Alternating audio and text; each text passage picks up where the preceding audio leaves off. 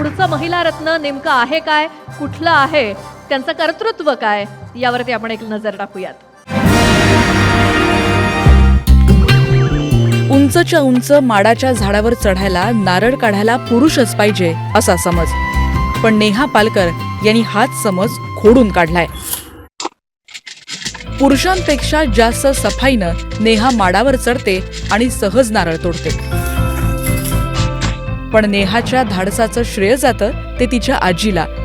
नारळ काढायला लोक मिळत नाहीत म्हणून आजीनं नेहाला नारळाच्या झाडावर चढण्यासाठी प्रोत्साहित केलं. मुलगी नारळाच्या झाडावर चढते म्हणून आणखीन कौतुक.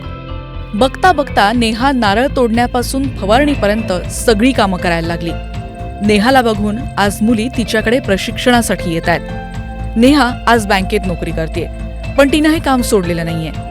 हे पुरुषच करू शकतात हा समज नेहानं खोडून काढलाय. नेहाच्या याच प्रयत्नाचा आणि धाडसाचा न्यूज 18 लोकमत मुक्ता सन्मान देऊन गौरव करत आहे. तर नेहा यांना विनंती, त्यांनी कृपया मंचावर यावं.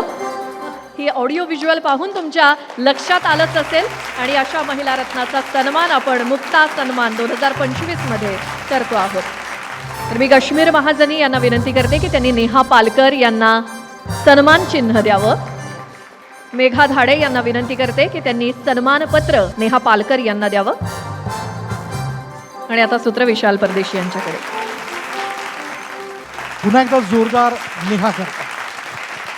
स्त्रीने ठरवलं तर काही करू शकते आणि त्याचं मूर्तिमंत उदाहरण नेहा आहे.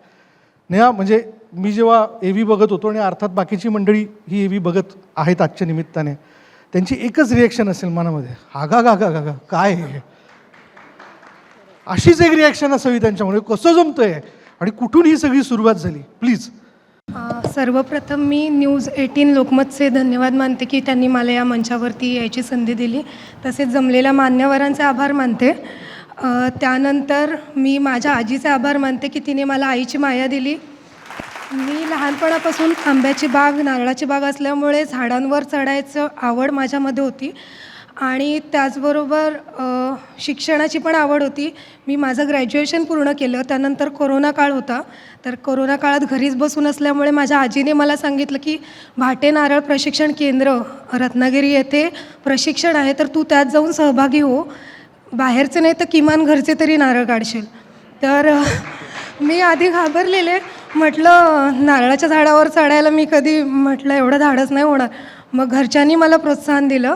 त्या प्रशिक्षणामध्ये म्हणजे नारळाच्या झाडाची लागवड, त्याच्यावरती लागणारे रोग आणि त्याच्यावरती होणारे औषधोपचार याचं मला प्रशिक्षण देण्यात आलं. त्यानंतर प्रत्यक्ष माडावरती कसं चढायचं याचं देखील प्रशिक्षण देण्यात आलं. तिथून मी घरी आले.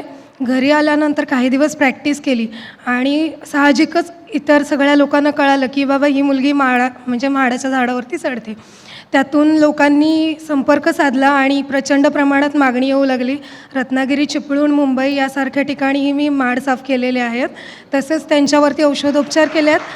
अनेक माड असे होते की ज्यांना खरंच उपचाराची गरज आहे, ते मरायला टेकलेले होते आणि आपण माडाला कल्पवृक्ष म्हणतो. तर अनेक पिढ्यांची आठवण म्हणून तो माड असतो प्रत्येकाच्या दारात. तर त्याची निगा राखायचं काम आज माझ्या हाताने होतं आहे, तर मला यात खूप आनंद आहे. आणि छत्रपती शिवाजी महाराजांनी जसं संभाजी महाराजांसारखा छावा घडवला, तसंच महाराष्ट्राच्या प्रत्येक कुटुंबामध्ये आई जगदंबेच्या कृपेने एक वाघीण तयार व्हावी अशी माझी अपेक्षा आहे. जोरदार टाळ्या. क्या बात आहे, क्या बात आहे. धन्यवाद. खूप शुभेच्छा तुला, खूप शुभेच्छा. Thank you. थोडक्यात मी काश्मीरकडे जातो. काश्मीर, काय काय यावेळी तुला भावना व्यक्त मला करायच्या वाटतात? खूप छान वाटतं. एकतर खूप खूप धन्यवाद करताना मला प्रत्येकीमध्ये माझी आई वेगवेगळ्या टप्प्यांवर दिसतीये तिच्या आयुष्यातल्या. वा, क्या बात ती आहे. एवढी असल्यापासून ते आज ती 75 वर्षाची. प्रत्येक स्त्रीमध्ये मला माझी आई दिसते, कारण माझ्या आईनी स्वतःहून 21 वर्षाची असताना ती डोर टू डोर सेल्समन होती. ती सर्व्हिस करायची. बाबा सेटल्ड नव्हते इंडस्ट्रीमध्ये, त्यामुळे घर ती चालवायची. बरोबर. आणि आज 75 वर्षाची, आजही ती बिझनेस सांभाळते पुण्यामध्ये. तिला सांगतो आता मी सेटल झालो, तू ये माझ्याबरोबर राहायला, क्या बात. पण तरी ती ते नाही करत. ती तिचे जे पैसे कमवते अजूनही.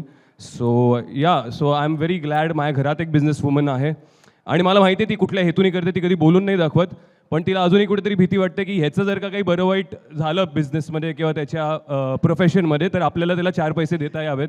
या हेतूने ती आज 75व्या वर्षी पण बिझनेस सांभाळते आहे. So I am quite glad to be a part of this entire event. Thank you so much आणि तुमचे खूप खूप अभिनंदन. तुमचं कार्य असंच चालू दे आणि अजून फळाला लागेल.